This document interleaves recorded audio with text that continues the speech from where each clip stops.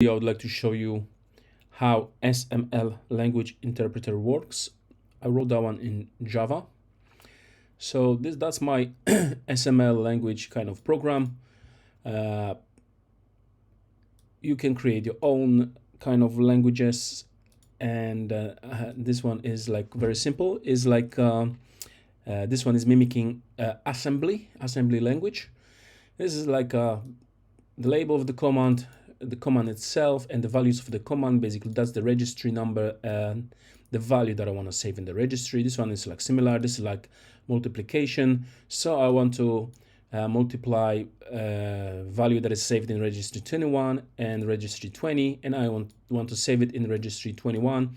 This one is subtraction. So I want to subtract whatever is saved in registry 20. I want to extract from it something that is saved in registry 22 and save it in registry 20. That one is like loop. Yeah, our favorite thing. That's the loop. If in register 20 contains anything larger than 0, it's gonna go to label F3. All the labels are unique, and that's the print statement. Out is gonna print whatever is saved in registry 21. So that's a simple program. That program here is going to calculate the factorial 6. Factorial 6 is 720. And just let me demonstrate how the thing works. So let me press the play in here in Java, is IntelliJ, and that's my program. It contains 7 instructions, and the result of my calculation is 720. Those instructions, you can create your own instructions. I create few instructions here, and I have few other instructions. They are saved just here in the instruction kind of package. And yeah, so but basically that's it. So maybe I'll show you another one.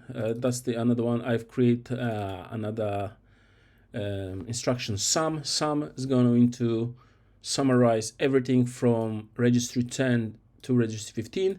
It's gonna go to those registries and one by one, and it will sum up all the values from that kind of range of registries, and we'll save it in registry number 1. Here I'm saving stuff into registry 10, 11, and 15. Those are values 1, 2, and 3. And here I'm printing out the result of my program. The values are 3, 2, and 1, so it's going to be 3, 5, 6. So it should print 6 in the end. Let me just run it. Edit configs. That's the file number 4. And just run it. So that's the 6. I'm using a Java Reflection API to digest those instructions. So whenever you create your instruction, you don't need to go into code and write too much, change too much of the logic of the program. You just create your instruction here. I have few instructions here, like additions, loop, division, and so on. So I have those instructions, and yeah, you can run your own small programs. I have quite a few examples here.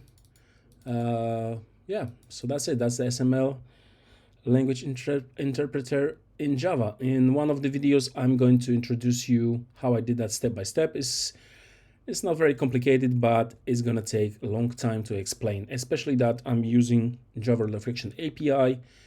That makes the program kind of independent from the code of the instructions, of the implementation of those instructions. Yeah, so yeah, see you next video.